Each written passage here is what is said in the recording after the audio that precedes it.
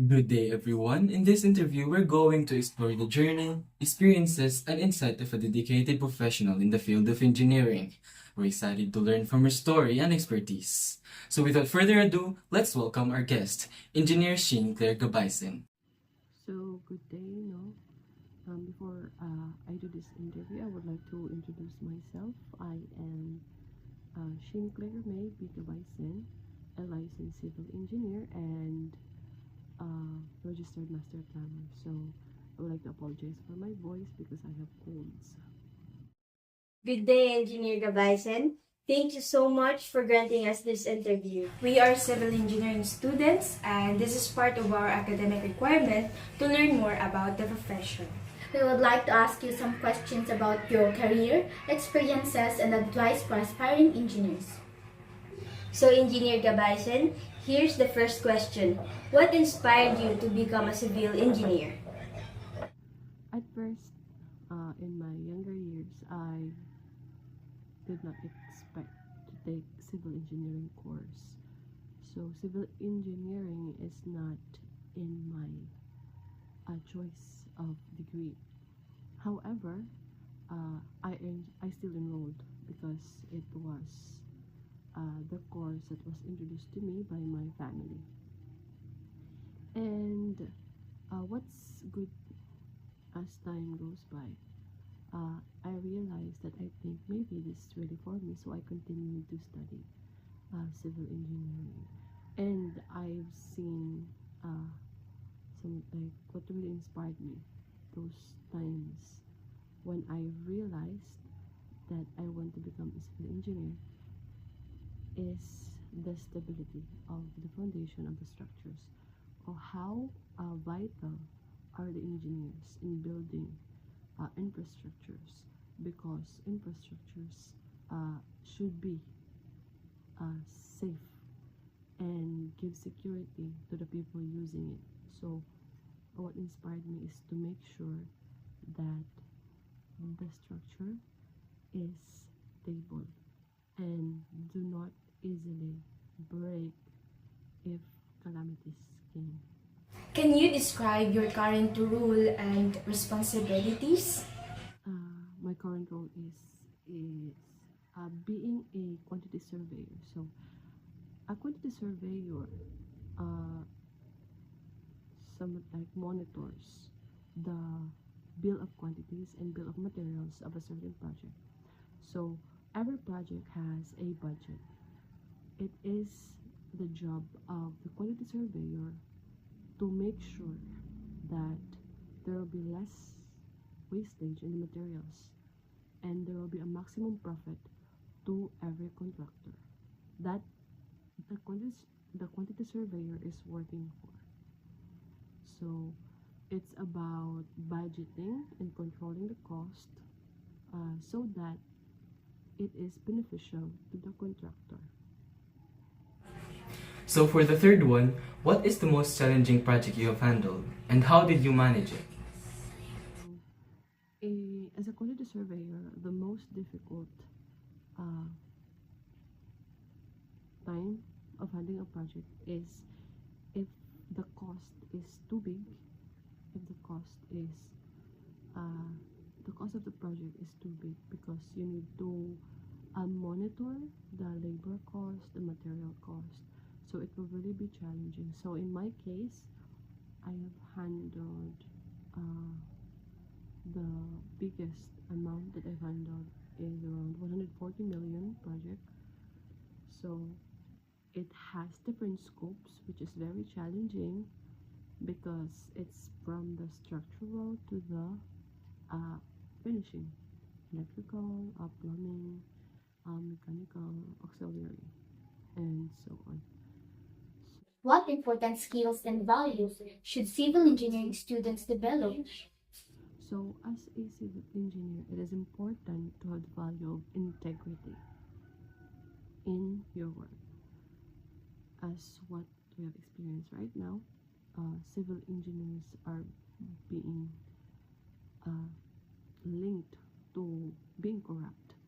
So, as a civil engineer, I would like to tell the civil engineer aspirants to always have that integrity in your work, to do what is right, to do what is good, even if no one is watching. It is important to have that value and principle that no matter where you go, you know yourself that you did a good job and a nice and honest line of work.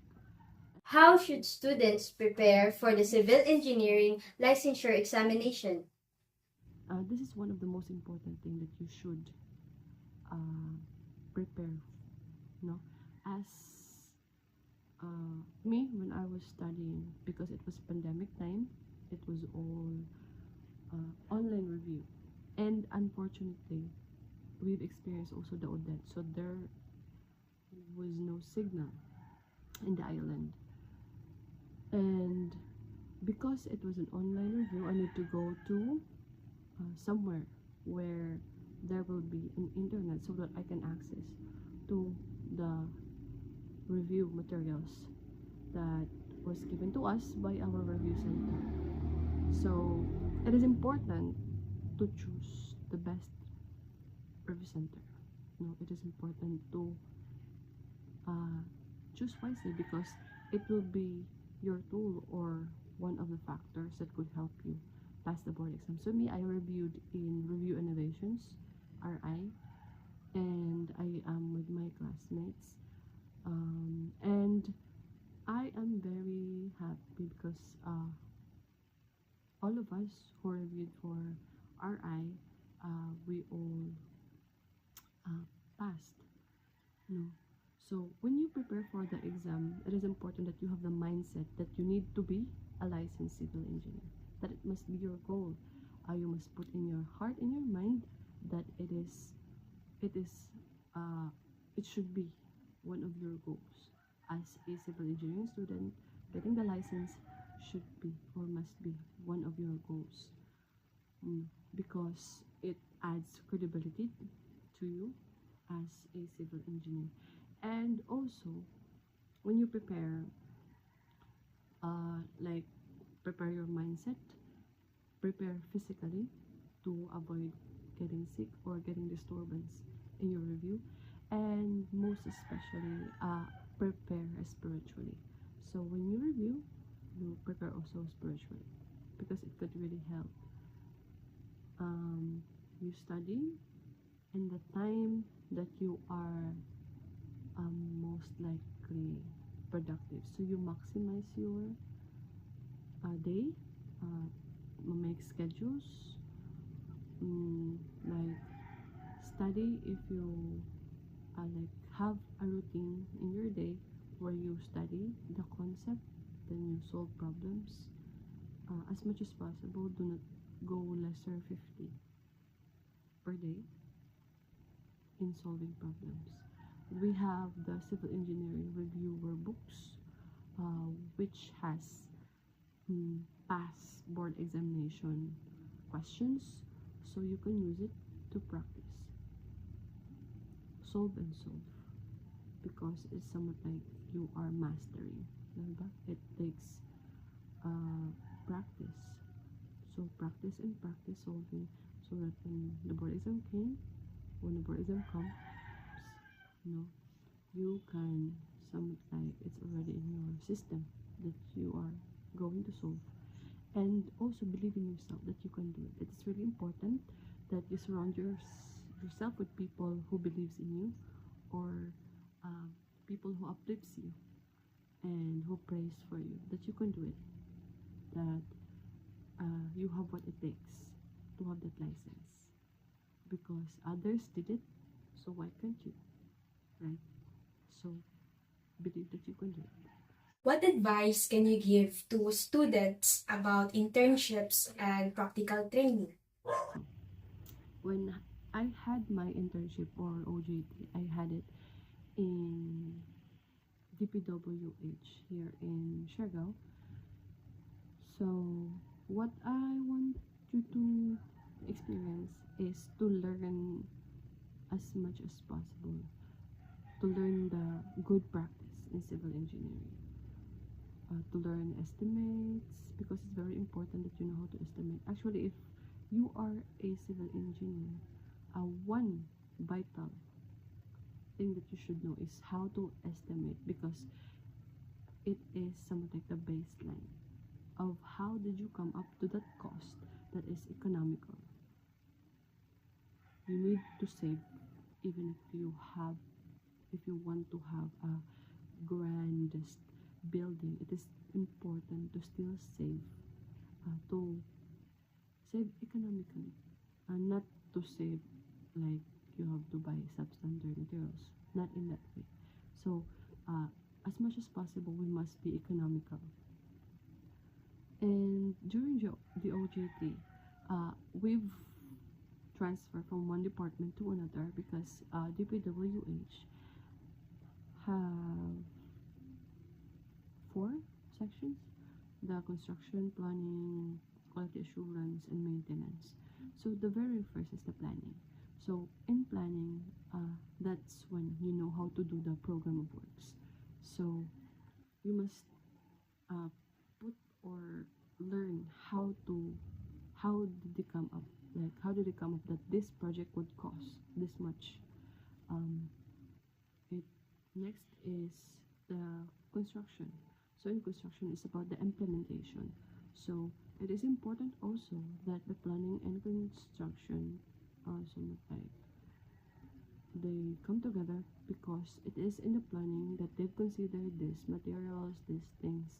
So that in construction, it is important that the one implementing also know what are in the program of works. It is important that you know how to read the plans. Next is in quality assurance. In quality assurance, it is to make sure that we follow specific standards in construction. We follow the National Building Code of the Philippines, we follow the NSCP, the everything. So everything must be followed, so that other project will really have that quality, that it won't be substandard. So in maintenance, so if the project is already done and everything, so it will be turned over to maintenance, because that's when one of the most important also in a project is to have a maintenance, because we have this so-called